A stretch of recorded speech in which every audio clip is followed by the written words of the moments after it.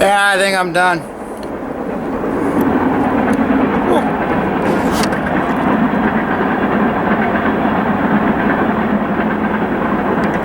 Oil!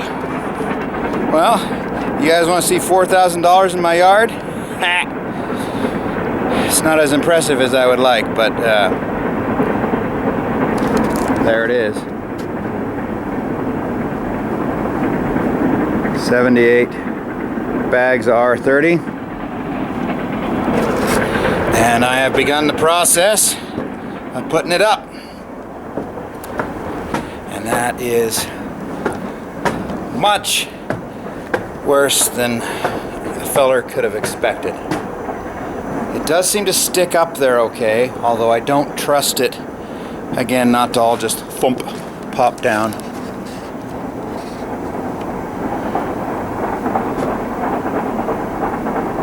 Yeah. Getting it in there.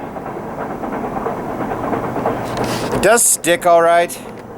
Again, I don't trust it to stay up there, so I asked Danny to pick up a couple of boxes of them little stringer wires.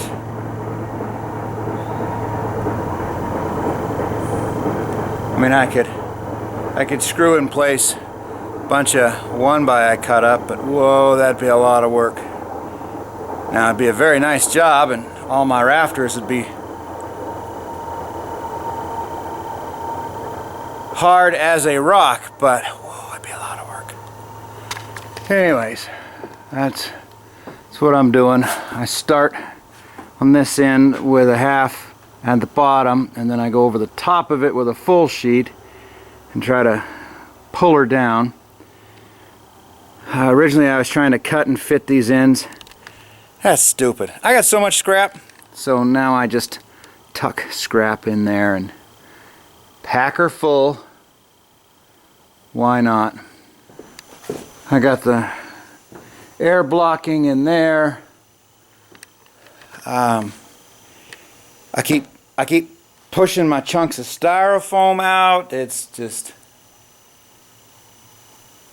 I'm whining. It's a crappy job and I don't want to do it. Gah! What a crap burger of a job. Anyways, I believe I'm done with it. I gotta go see a feller about some ground beef on my way home, and then I believe there's a box of the world's finest wine waiting for me in my refrigerator, and a trip to the shower. My gum makes crunching noises because it's got Rockwool in it. I'm sure that's not. Oh, that's probably a really bad idea. Yeah.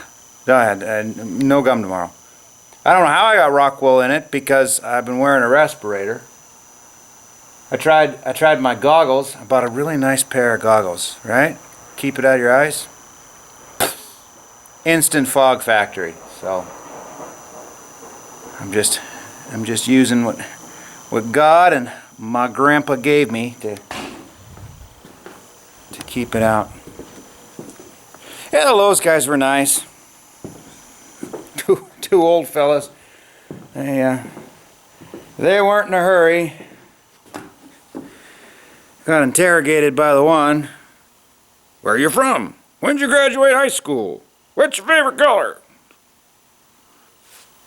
It's a big tandem axle flatbed. And it wasn't loaded, I mean, obviously, with this stuff. It was probably a, 25, 30,000, 35,000 pound truck.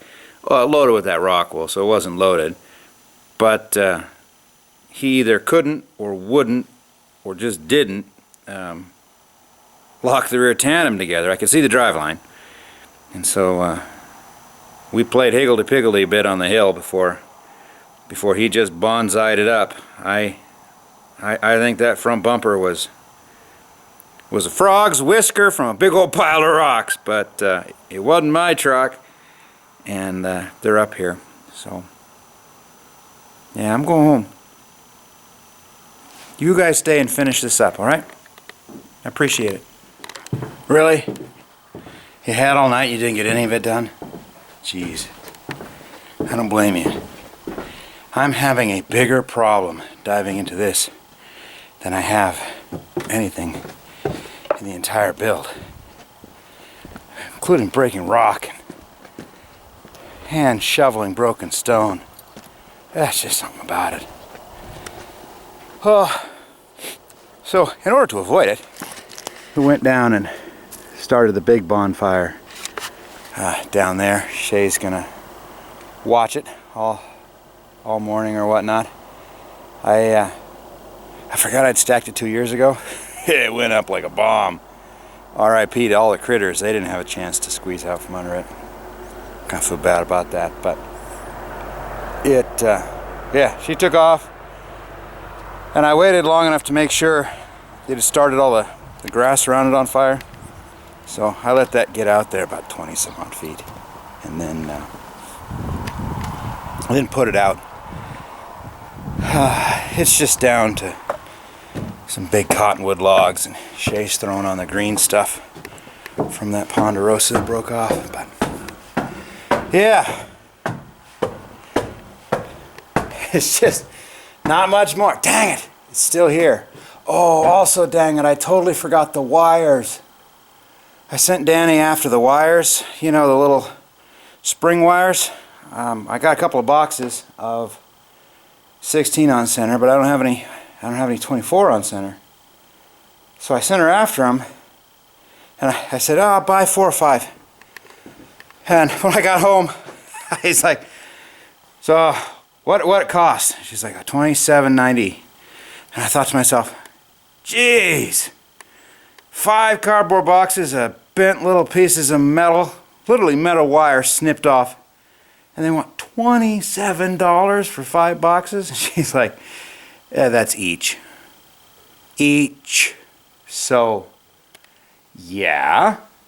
I thought I'd give it a try with one. You know, remember when I said, hey, I could cut and install 1 by batten up there every 2 feet all the way up to catch all my insulation. And I was like, that sounds like a lot of work. Is it though? I figure I can't do nothing. I mean, I'm shoving these things in there, just cramming them, and you know, they just simply do not move. But the thought of coming up here one day after a windstorm and finding all of it on the floor, so I have to do this god-awful job again.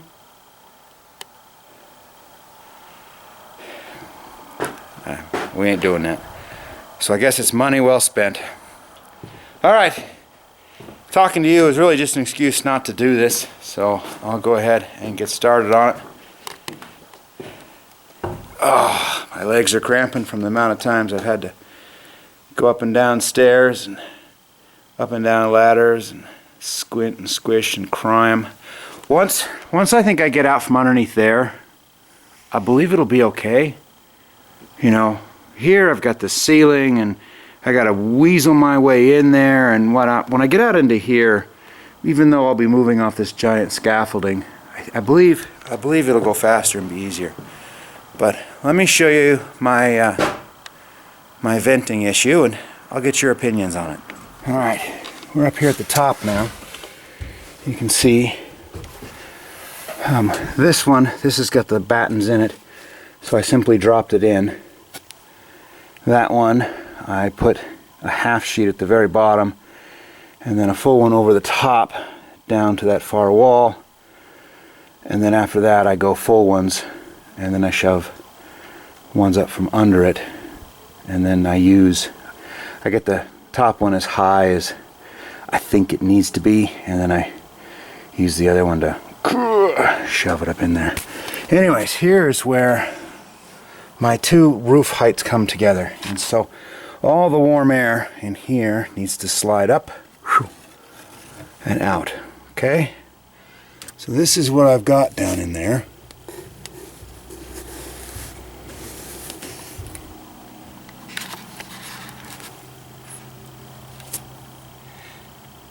It's maybe 1 inch wide all the way across. That's got to be enough, right? Because the soffit vents will just be a wire mesh strip down at the bottom that's 1.5 inches wide. So this has got to be enough for that. It just has to be. That's my feeling. It just has to be because that soffit vent is going to have less surface area than this 1-inch open, right? Anyways, that's what I was looking at.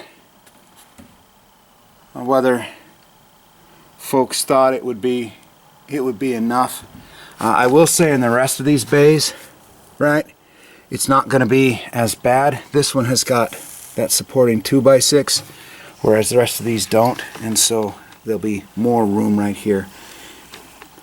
And if I use eave vents, a strip on that outside edge as a vent, then I know it's a no-brainer, because this is the one with the battens, so that hot air is going to get trapped in each one.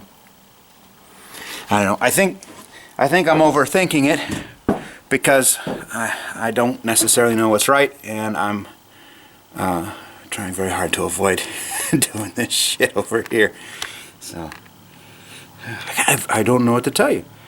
Of all the things I've done out here, God, this is the hardest one to force yourself to start. Even though I've been very excited for having $4 grand worth of that crap sitting out there, because I know this is a big step. Man, get off your ass and do it, Ken. Okay, real quick update. This is crap. So the instructions show that you're supposed to push them up and then they bow up, which means when the insulation pushes down, they push out harder. They're clearly not designed for Rockwool, right?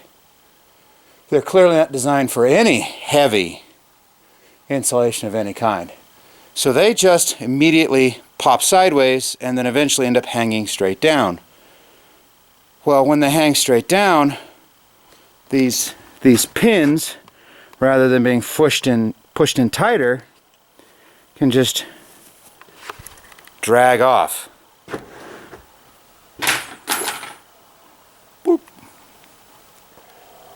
This would be a oh dookie moment right here. Crap.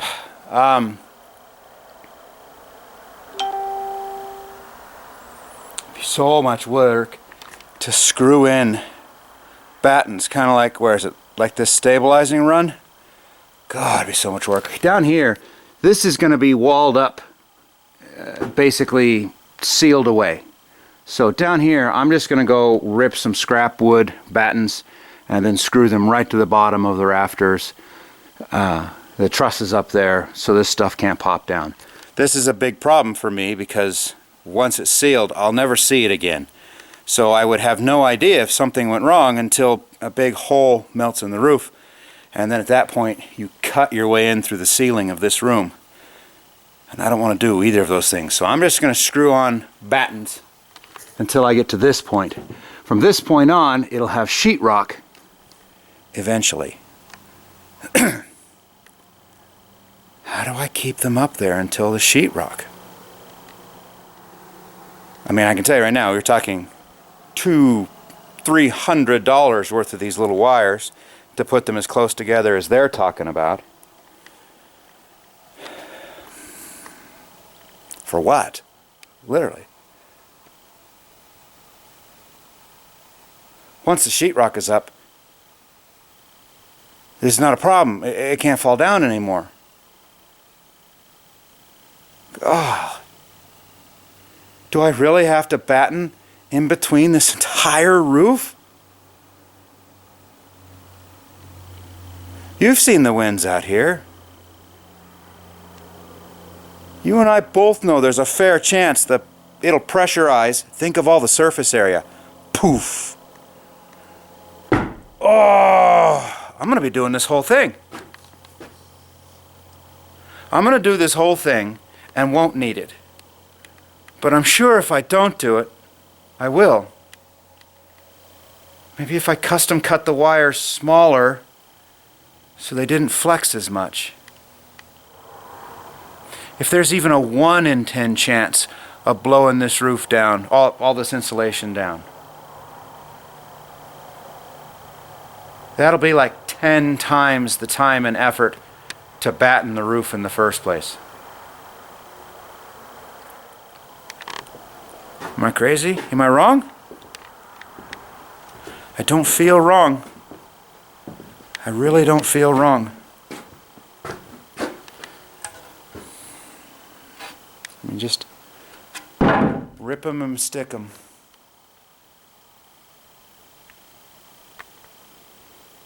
I wish this was live. Then I could gather your guys' opinion. But I do know that's a lot of surface area. Right? If this pressurized, that's a lot. It wouldn't take much of a wind gust to put hundreds of pounds on that Rockwool pushing down. It's in there good, but not that good. I think we're done for the day. I have never been more blasted in my life. My legs are cramping. It's got to be climbing up and down and then doing all that ceiling in a squat. But I did all that ceiling. You notice I did it putting the wood bats in. They don't take too very long, but they add a level of complexity. So what I have found is that if I put the bats or put the little battens in on that main run, then I stand in the other one next to it and I stuff it down, and I do a full one at the bottom and a half one at the top, and then we go all the way up and sort of terminate. It wouldn't be me if I hadn't already screwed it up, because that was all supposed to be R45, not R60.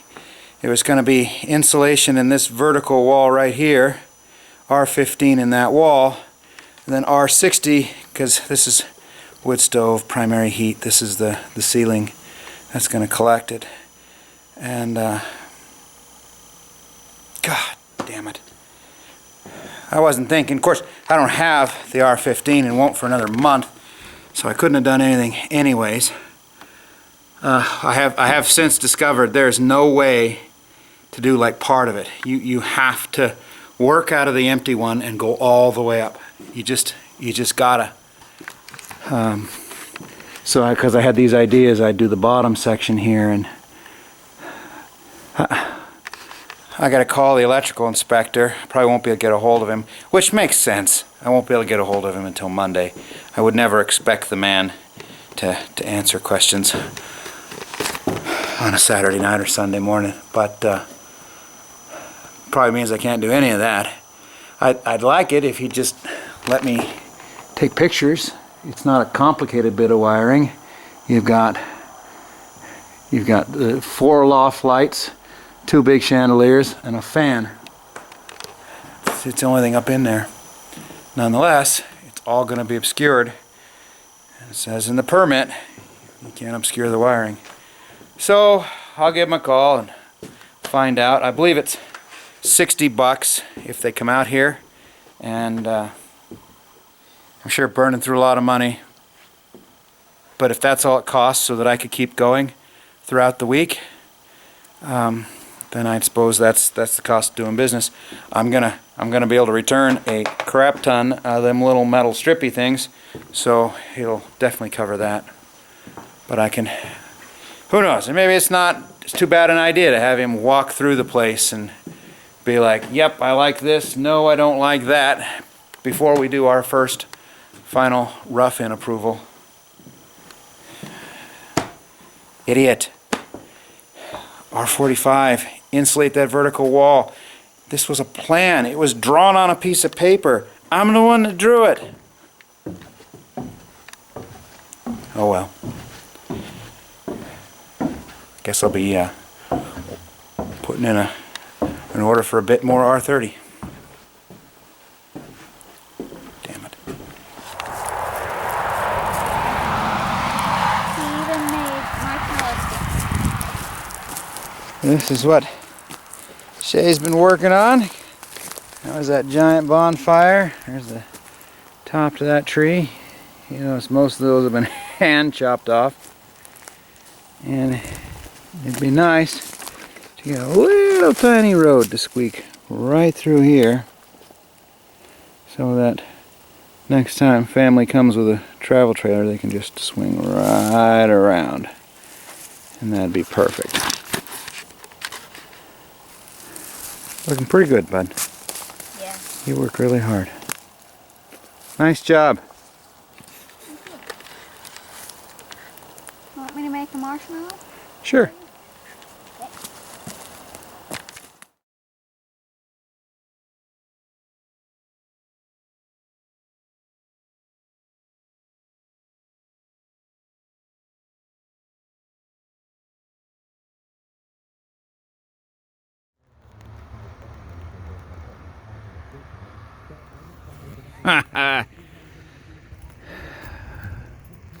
It must have found a root. It must have found a root. The better than I deserve neighbor is gonna sit with it, so I don't even have to get a sub.